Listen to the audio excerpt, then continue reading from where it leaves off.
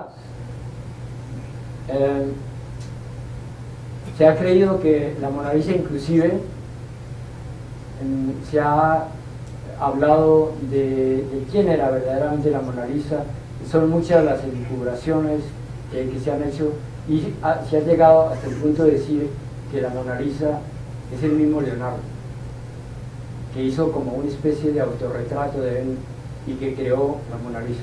Entonces, vamos a ver esa es la diapositiva que vemos ahí. Hemos hecho este pequeño montaje para que vean, digamos, la similitud que existe entre Leonardo y la Mona Lisa. Si nos fijamos bien, vemos, por ejemplo, la parte oval del rostro de Leonardo, que coincide mucho con el de la Mona Lisa. Observe también, por ejemplo, la mirada. Está situado en 3/4 y hasta, no sé, de cierta forma, en esta foto al menos, hay una expresión que se parece mucho a la Mona Lisa. Durante esta época del Renacimiento, lo importante que quiero hacer resaltar para poder comparar con otros movimientos es, por ejemplo, la importancia que tuvo el dibujo, la línea. Digamos que era la época del imperio de figurativo. Una de las cosas que, por ejemplo, también hay que resaltar durante este periodo es que el artista estaba siempre metido dentro del estudio. O sea, él no pintaba, no tenía contacto casi con la naturaleza, sino que se guiaba por los modelos que tenía dentro de su estudio. Primaba el claroscuro a esa época y hay que decir que los artistas a esa época, aunque eran grandes personajes, también no eran libres, eran personas que estaban sometidas a las órdenes que se daban a través de la iglesia. Los papas eran los que les encomendaban los trabajos y los reyes también, los reyes, los papas. Y había, eso sí, grandes mecenas, o sea que el artista no estaba desprotegido. Entre ellos, por ejemplo, de los grandes mecenas estaba Franco Ludovico, por ejemplo, Ludovico Ariosto era uno de ellos, por ejemplo, y estaban los Medici, que eran los principales, digamos, mecenas de aquella época. Entonces, vamos a recordar esta época con un poco de música de la época. Lo que ustedes saben que en la época del Renacimiento, que estamos hablando del siglo XV y siglo XVI, no había anterior, el pentagrama no existía. Creo que es justamente a finales del siglo XVI cuando comienza a escribirse la música sobre papel. O sea que, entonces, para esto tenemos la suerte de contar esta noche con el maestro Pedro Romero, su acompañante Cristian Romero y también al maestro sogamoseño Calixto Araujo. Y en ellos nos van a interpretar algo de esa época. Anteriormente eran las líneas que se llamaban de música, subir, baja, pero ahora tenemos el placer de escuchar algo ya que se escribió sobre pentagrama. Entonces por eso tenemos hoy ese placer de tener entre nosotros esos grandes músicos reconocidos a nivel mundial, internacional. Entonces con ustedes vamos a comenzar de Monteverdi, por ejemplo, que fue uno de los grandes compositores de la época. Hay una selección que hemos hecho que se llama Per chi ti ama vi y también de Chris Libres. Entonces vamos a comenzar, yo creo, el maestro cuando puedan.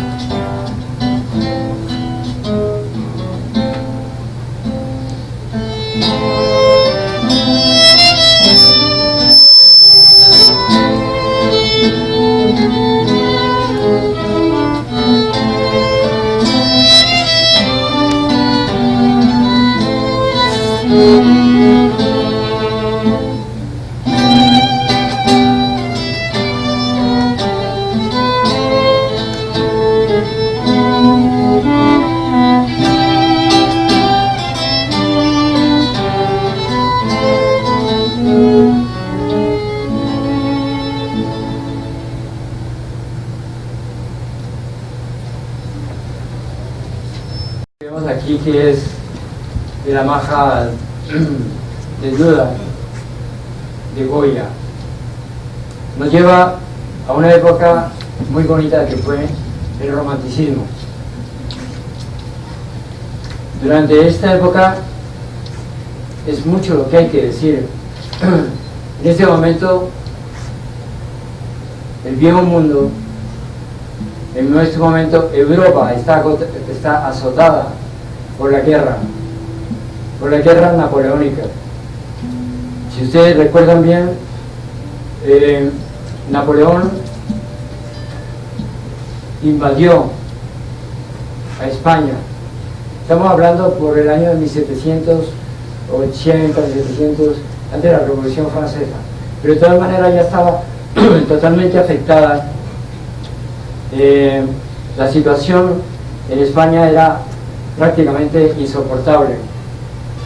Entonces, ¿qué nació allá con estos movimientos de crisis, de guerra? Pues algo nació lo que se llama el sentimiento. Entonces, dos cosas hay que resaltar en el romanticismo, que fue el sentimiento y la exaltación a la pasión. Fueron dos cosas importantes.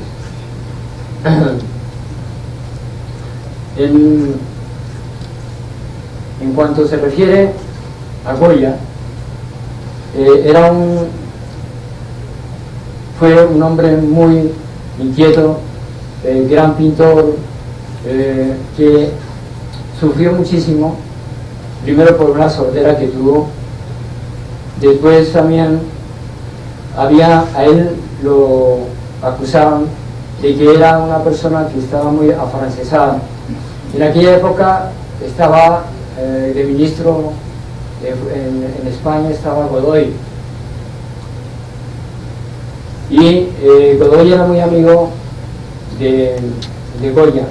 Y entonces tal vez por esa relación que había entre Godoy y Goya, fue acusado de que él era o hacía parte de los franceses.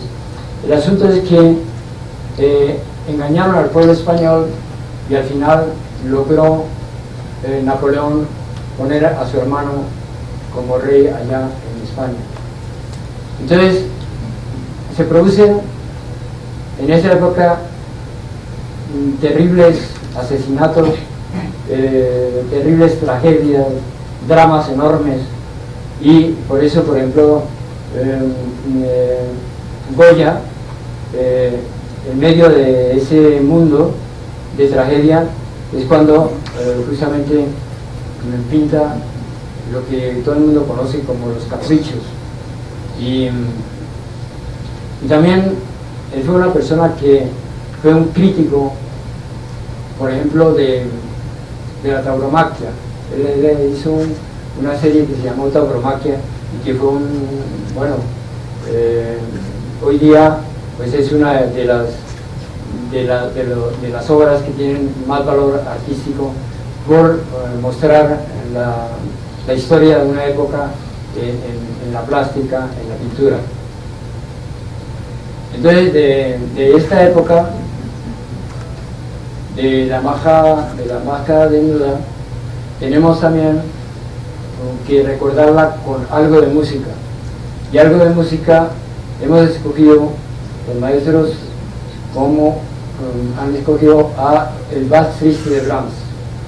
El Vals Triste de Brahms yo creo que es una de las melodías más bonitas de esta época que creo que estará.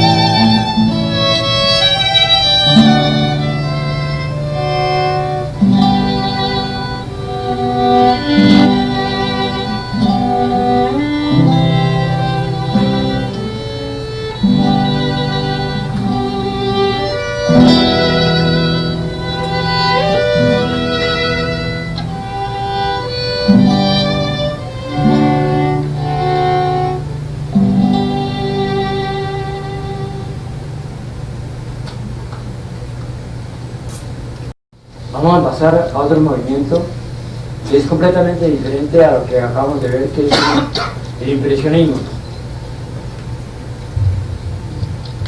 El impresionismo es totalmente diferente a lo que se venía planteando en la acción del artista.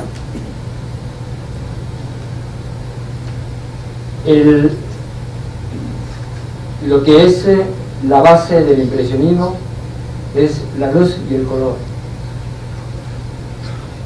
Y nos olvidamos entonces del estudio en el interior y salimos a buscar la naturaleza.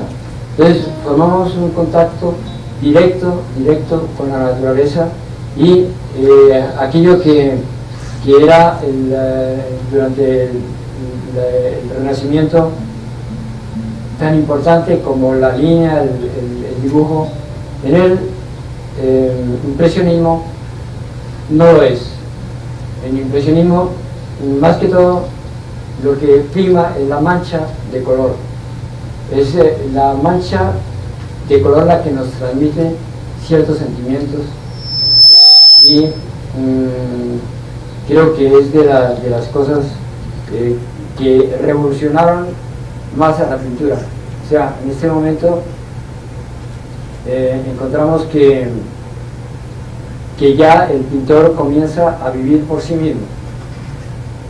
El pintor ya no necesita de los mecenas, bueno, necesita siempre de alguien que le compre sus cuadros y de tal, naturalmente, pero entonces él tiene la libertad para elegir a quien quiere hacerle un encargo, tiene la libertad de trabajar por sí mismo, y no está sujeto ni al papado, ni a los reyes, ni a nada. Es un hombre libre completamente, y como libre se confunde con esa naturaleza para buscar una felicidad que creo que la han encontrado.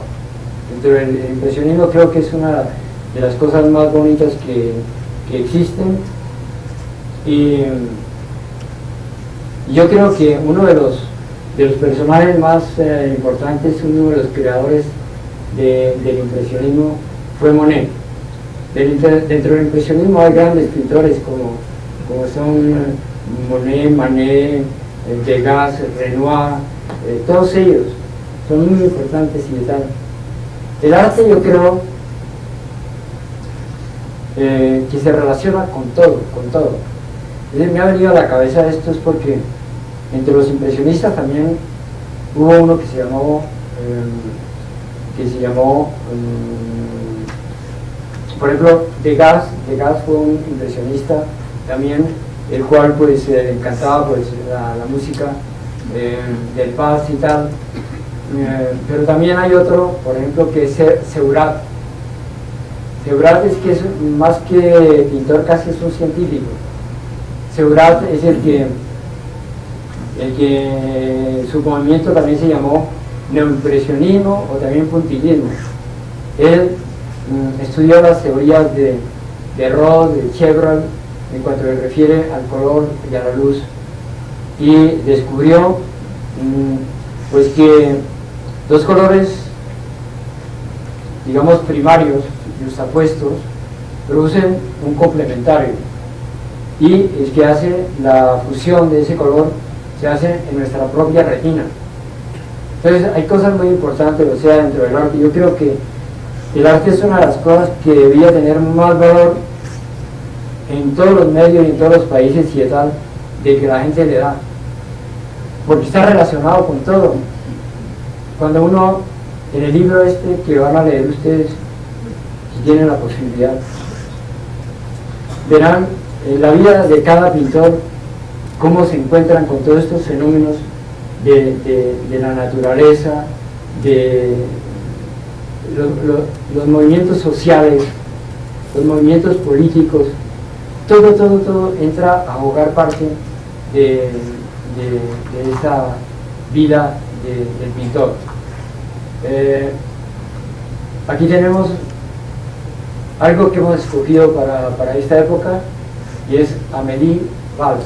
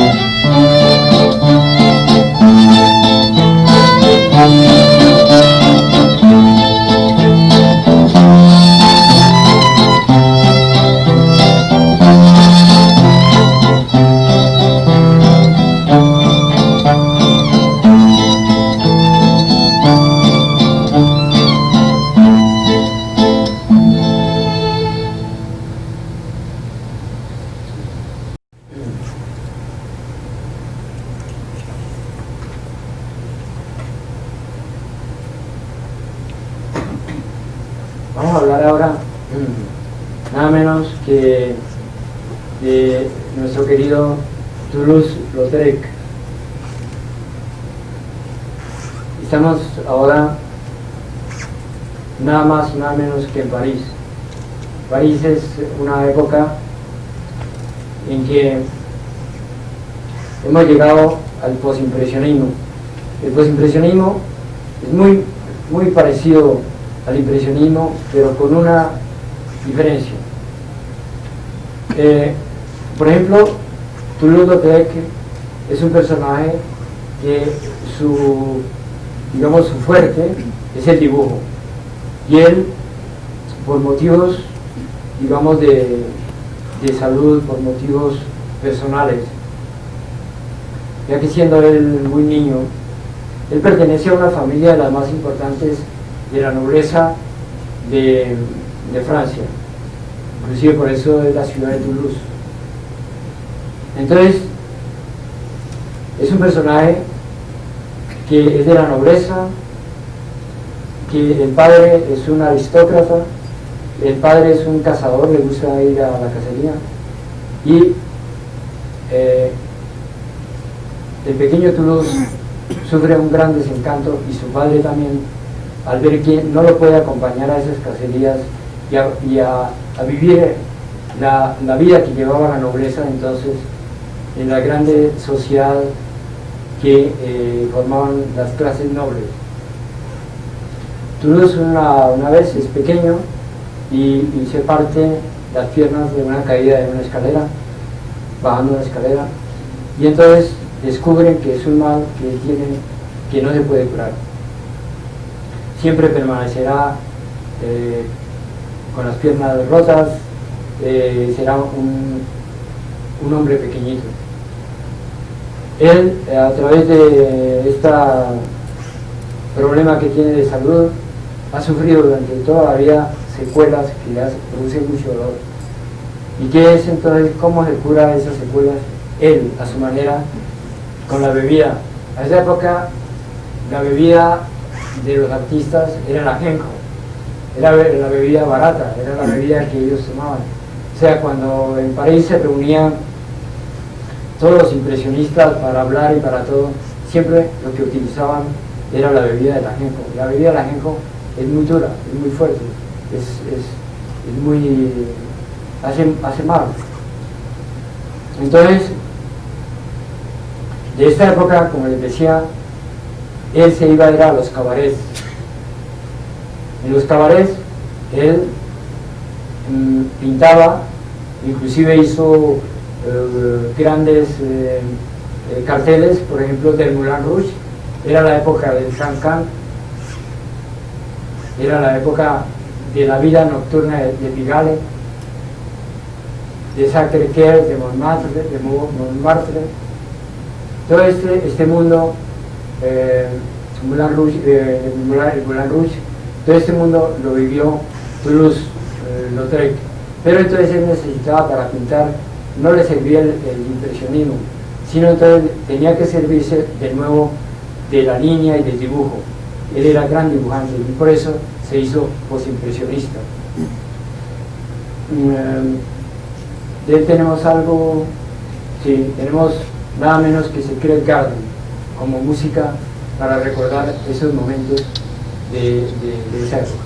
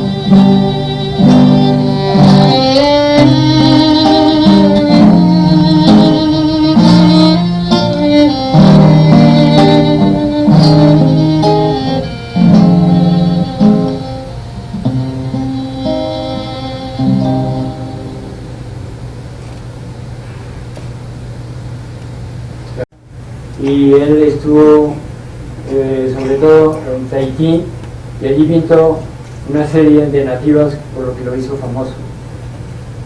Pero Gauguin también tiene algo que ver con Sogamoso. Por eso he querido traerlo esta noche a la pantalla, porque Gauguin tuvo un hijo que se llamó Emile, y Emile fue una de las personas que contribuyó a la construcción de la catedral de Sogamoso, y también tuvo un taller donde daba clases y perfeccionaba a los ebanistas de Sogamoso. Pero aparte de eso, tuvo un nieto Gauguin, o sea, el hijo de Emile, que se llamó Pedro María, el cual es considerado como un héroe de guerra en la guerra con los nazis.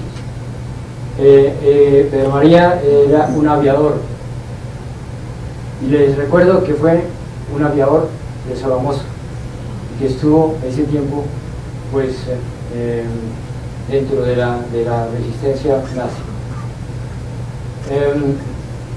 Para recordar también ese momento, digamos, donde está la catedral de Sogamoso, que la que hizo él, yo creo que pues tenemos que pensar también en alguien nuestro, en un compositor nuestro. Yo creo que nadie mejor que Jorge Camargo Espriore, quien creó la canción de Chateca Linda. Entonces vamos a pedirle a los maestros que nos interpreten esta canción como recuerdo.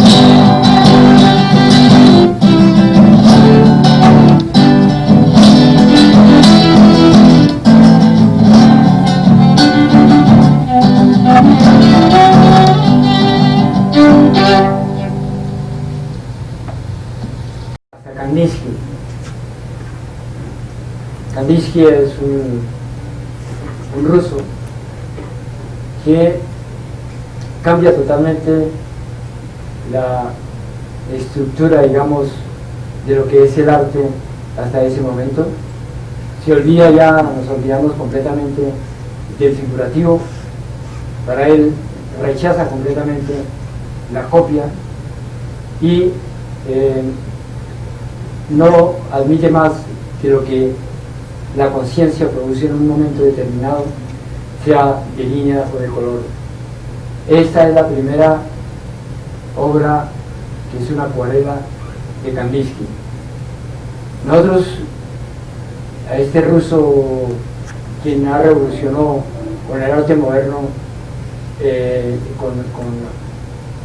con este tipo de creatividad, queremos rendirle también un homenaje. Pues vamos a tocar, van a tocar una composición que es Kalinka.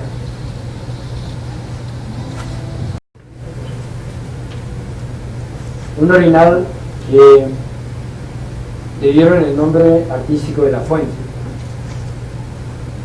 Ahora sí que tenemos verdaderamente una revolución dentro del arte. Aparece un señor que se llama Marcel Duchamp. Marcel Duchamp es una persona que ya viene influida por el dadaísmo de Tristan Tzara, creo que era el poeta que revolucionó, diciendo que prácticamente el arte no debía existir tal como se había producido.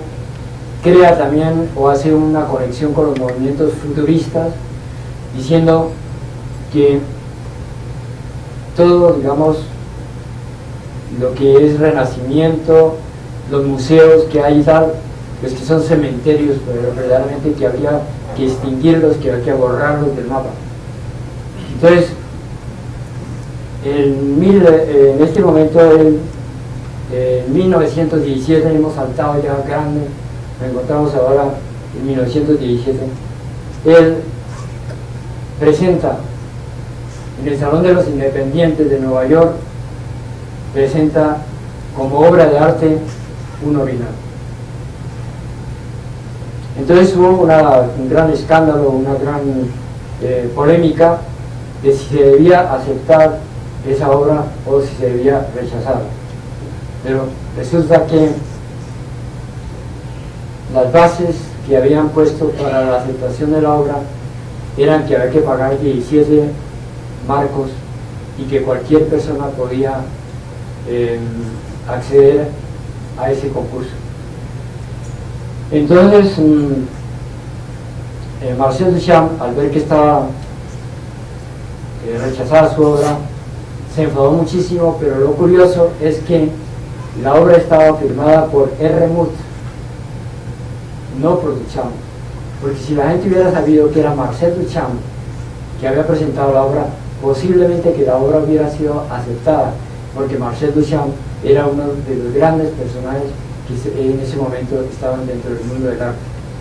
Entonces, hay otra cosa curiosa. Resulta que Marcel Duchamp estaba también de jurado en ese mismo certamen, pero estaba de incógnito. Entonces, ¿qué pasó? Que cuando se supo en verdad que había sido Marcel Duchamp el que había presentado esa obra, abrió los brazos en Nueva York, y esta obra pasó a ser una de las obras más importantes que se han hecho o que se han presentado a través de la historia del arte. Revolucionó totalmente. ¿Y qué quiso decir con eso Marcel Duchamp? Que todo es obra de arte. Inclusive esto no fue creado por él, ni fue hecho por nada. Esa obra la compró él en una parte donde vendían porcelanas, y la trajo y la situó sobre un pedestal y ya dijo: esto es una obra de arte. Entonces él quiere decir que cualquier cosa es arte siempre que esté dentro de un medio que se preste al arte, como puede ser un museo, como puede ser una sala de exposiciones, y siempre que el artista diga que esa es una obra de arte. Entonces, ¿qué pasó? No, que hoy día han pasado los años y hoy día sigue siendo considerada para muchísima gente más importante que Le Demoiselle d'Avignon de Picasso, y más importante que Marlene de Warhol, que eso ya es mucho decir. O sea, es increíble, pero es así. Cuando en ese momento estábamos nosotros, era la época también de la guerra. Nosotros estamos en este momento situados en la Primera Guerra Mundial, y se oye el estruendo de los cañones, se oye el ruido de la batalla, de los alaridos de la gente, de todo esto, y él, Marcel Duchamp, se evade del ejército: no quiero pertenecer, no quiero saber nada de esto. Y el señor dice: mientras pase la guerra me voy a la Argentina. Entonces se va a la Argentina, y de allí está hasta que termina la guerra, que es ya en el 19. Entonces, creo que es importante que nos interpreten algo de ese momento en que en Argentina la milonga y el tango están de moda. Entonces creo que vamos a oír un tango.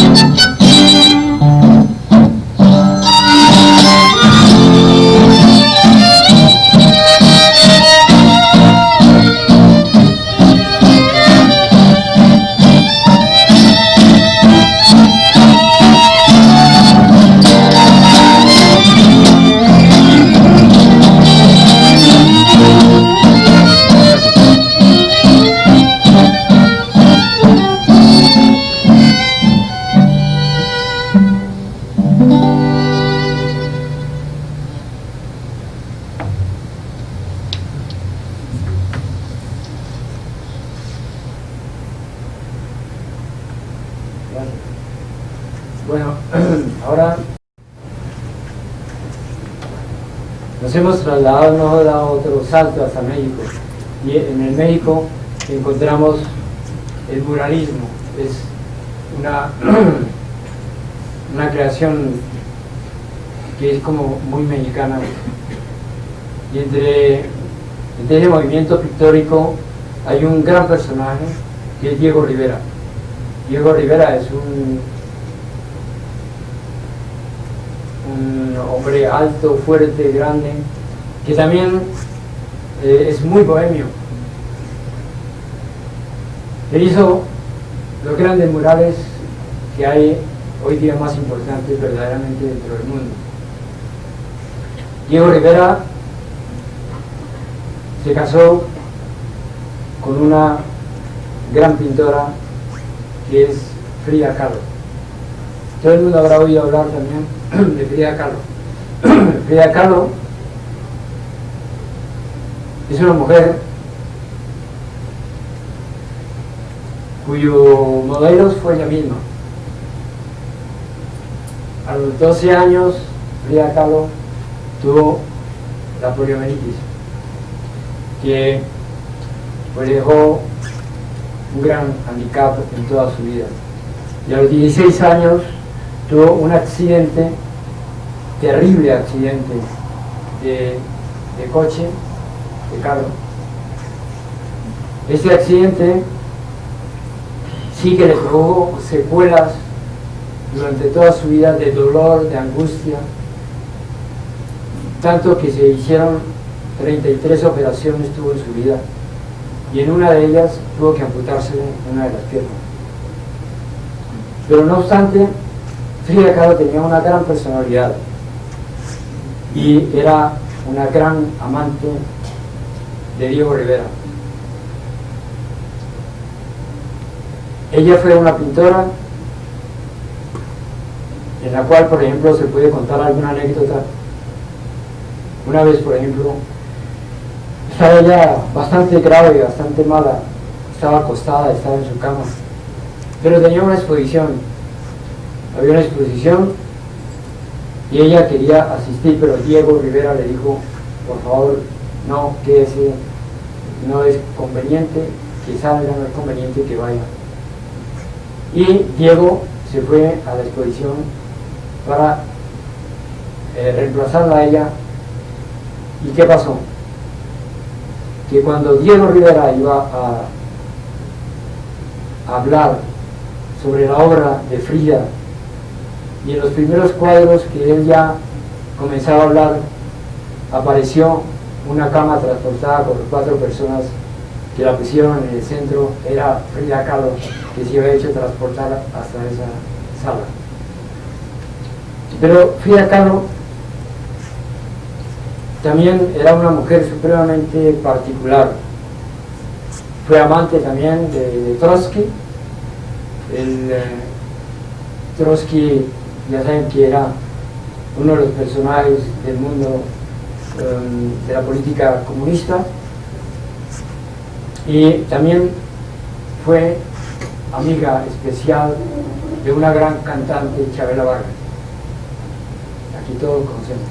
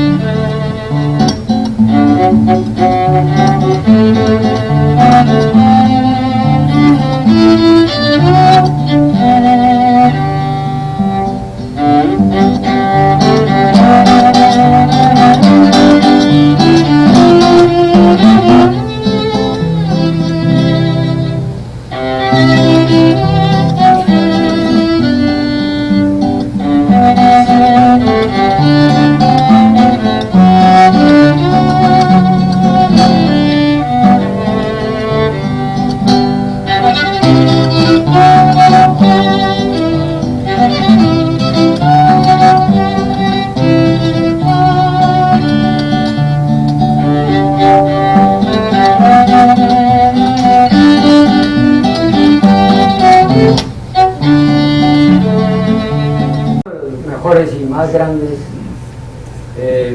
pintores que han existido, la verdad hay que reconocerlo.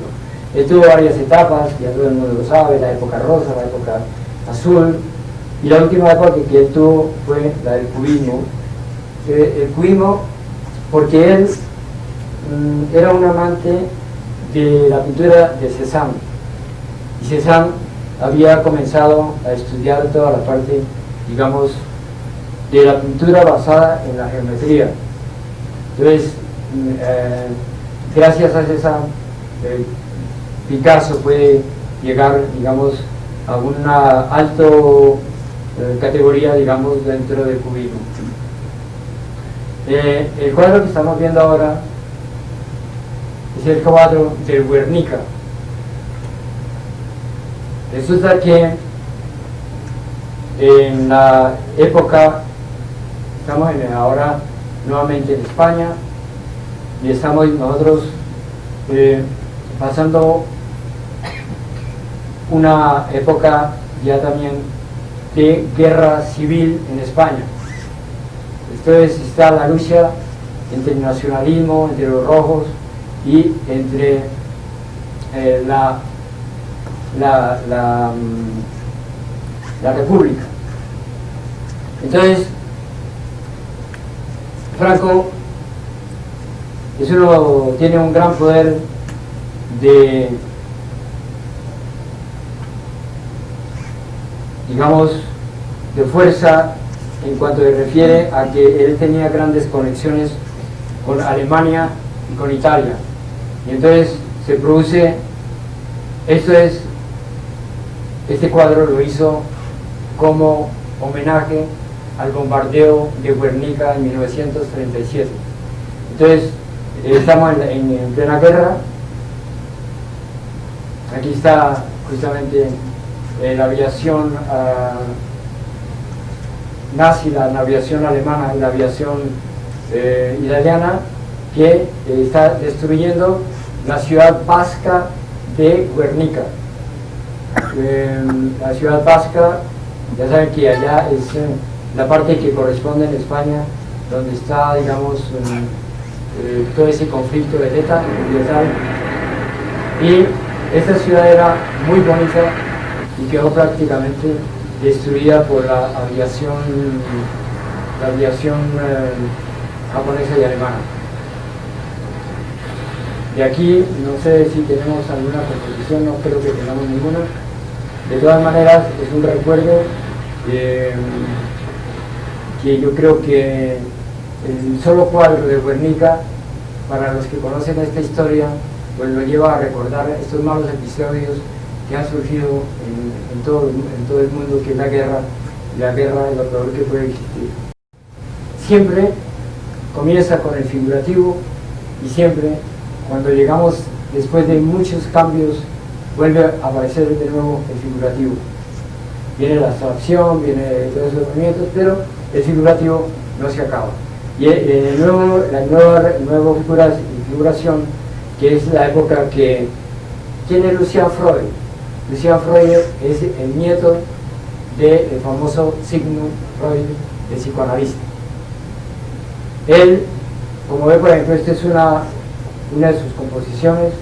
Hay otras composiciones realmente violentas, en el sentido de que él expresa la realidad del cuerpo humano sin ningún idealismo. No es como en la época helénica o post-aldea, sino que él va a describir de forma brutal a veces digamos, todo lo que se puede ver en un cuerpo humano. Inclusive él llega una vez a retratarse todo el desnudo, con todas las manifestaciones que puede tener un desnudo a la época que él estaba.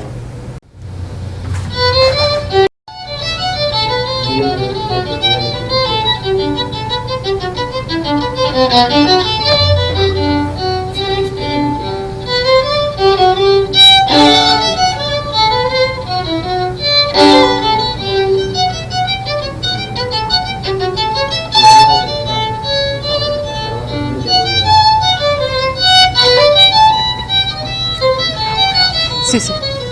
Ahí se va por debajo.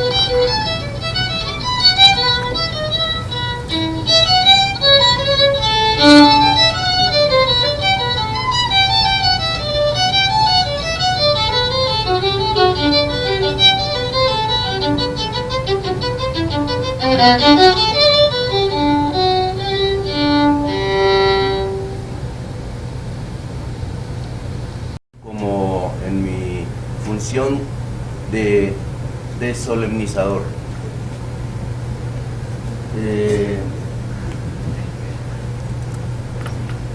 Lo que tenemos, ¿se escucha atrás bien? No me escuchan, ahora sí me escuchan.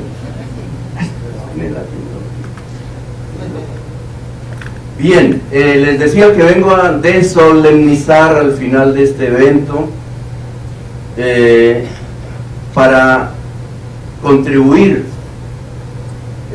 como hombre de teatro, básicamente, y de cine, en esta en esta noche en que se está dando a luz, ¿sí? En que se está produciendo un parto que me parece muy importante, que es el libro del maestro Efraín Pérez Ballesteros, que él tituló Un grito al cielo. Un grito al cielo es como ha pasado a la historia de la pintura un cuadro de un pintor noruego, Munch, que se titula El grito. Ese no es el nombre original de la pintura, pero ha pasado, como digo, a la historia, a la memoria de los seres humanos con ese título. Para mí es muy grato, muy amoroso poder participar en este evento. Me parece que el libro de mi amigo, el maestro, el pintor Efraín Pérez, es una, aparte de los pocos ejemplos que se dieron acá, es una recopilación gigantesca de los momentos más interesantes de la pintura, básicamente europea, pero también latinoamericana.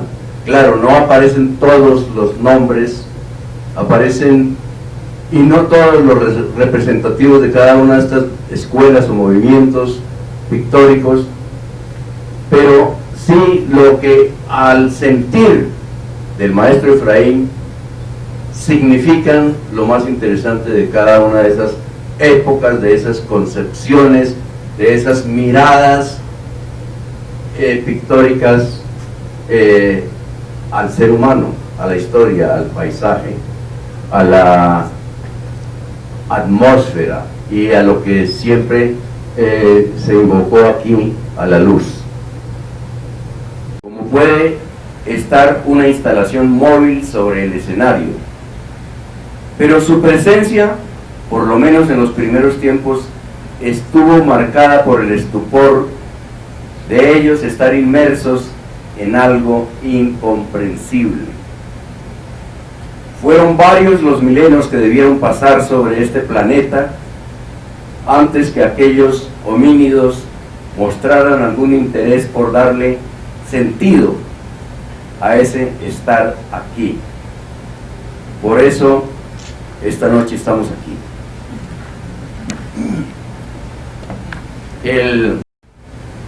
Me están poniendo un chiste en la boca. Y es que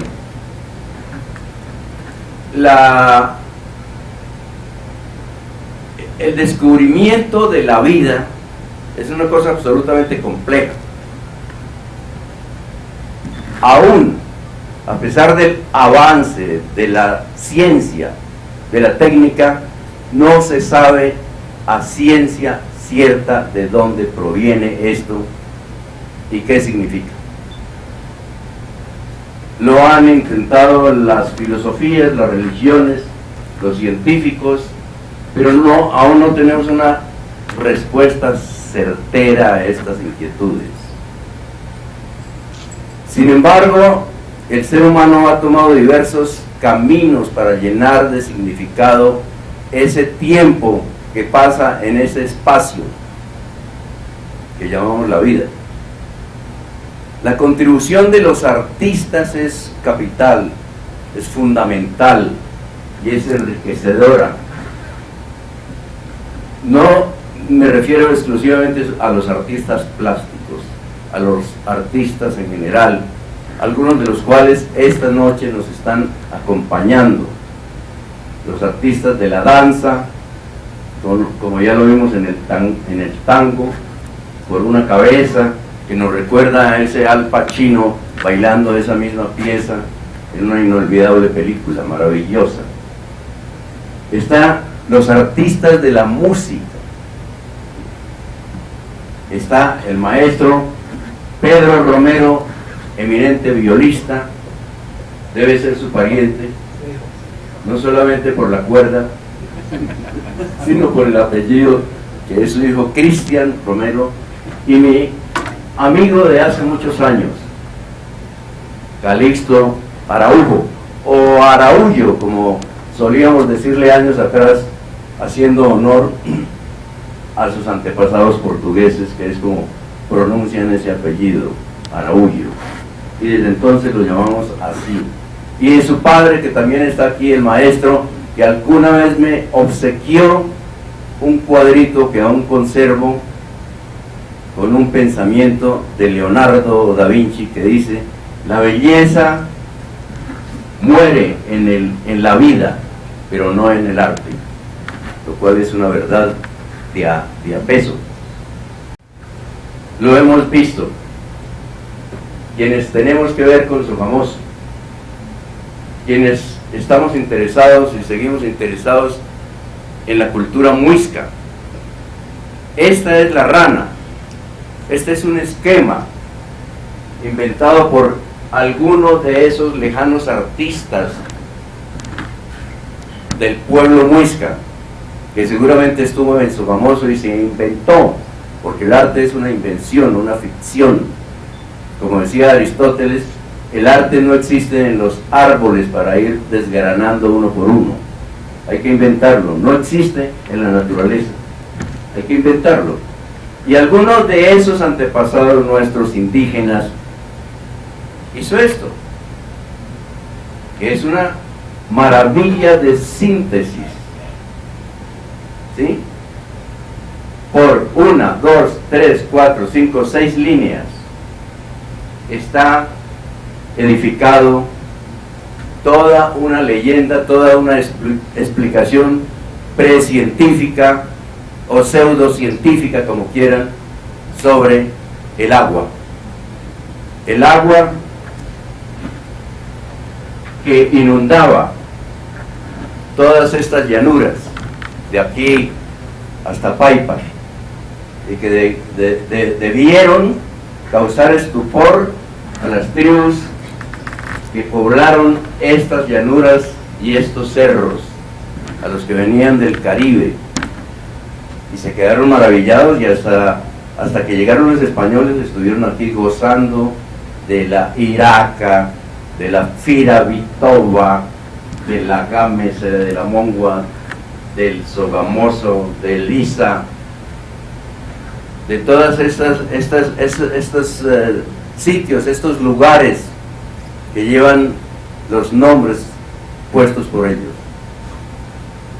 Esos lugares son los que en su andar el maestro Efraín recorre, vive, observa y vuelve a mirar y traslada a sus telas, a sus tablas, con toda la riqueza cromática de estos valles, gracias a esta luz que permite que tengamos algunos vivos en las cercanías, algunos vinos, perdón, en las cercanías, como los vinos de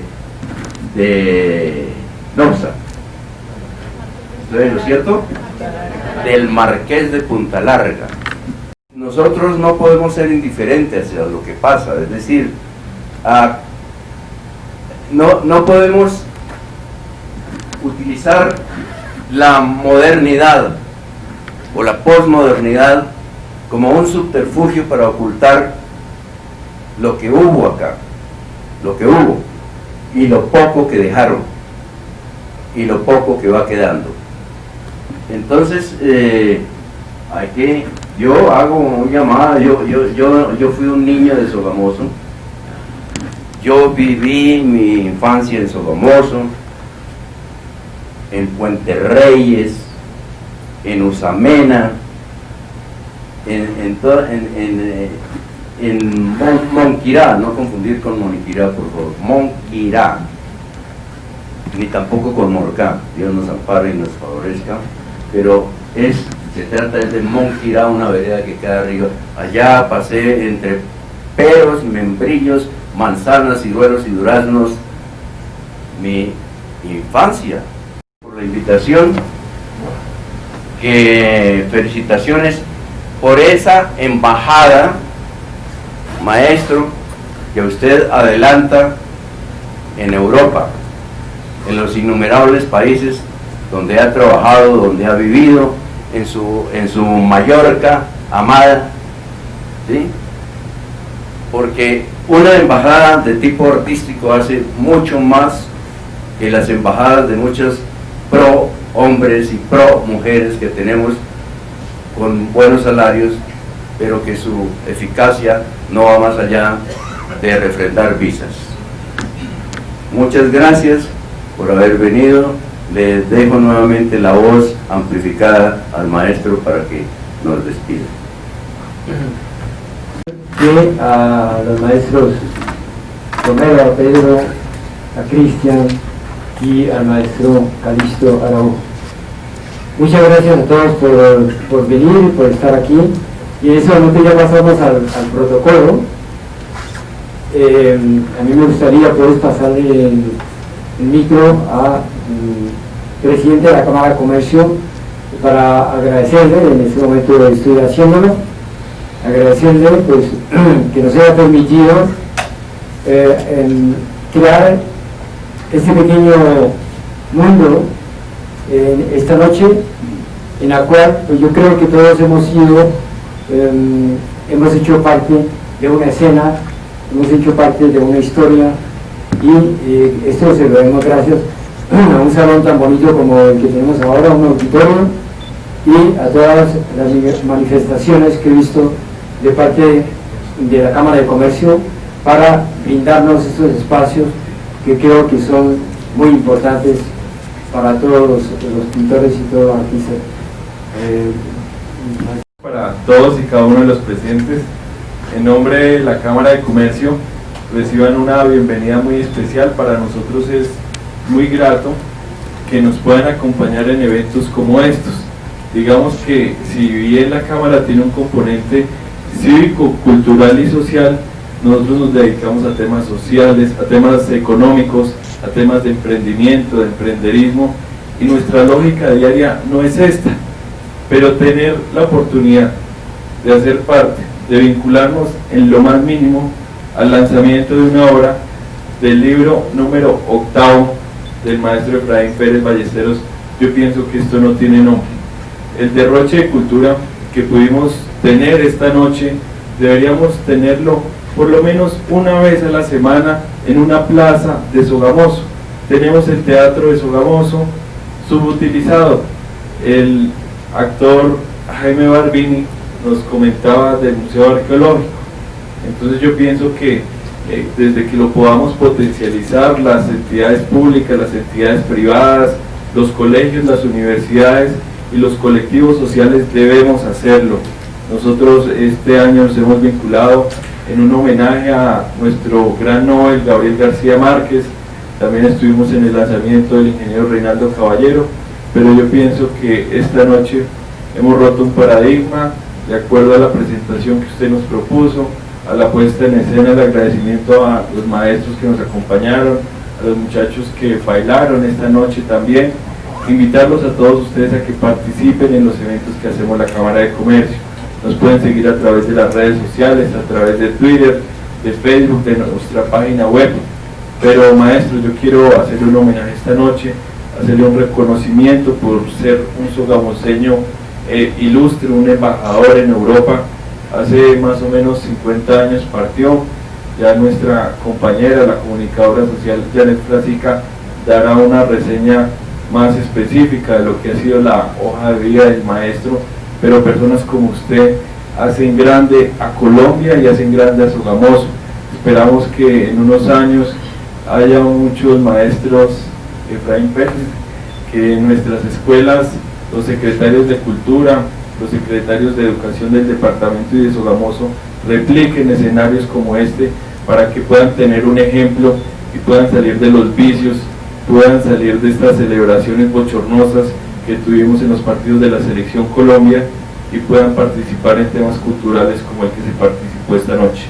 Maestro, felicitaciones y muchas gracias por creer en la Cámara. De su último libro, Un grito al cielo, como ya lo vimos, una obra donde relata la historia del arte. Maestro Efraín, muchísimas felicitaciones y muchísimas gracias por tenerme en cuenta para estar aquí con usted. Gracias, Janet. No,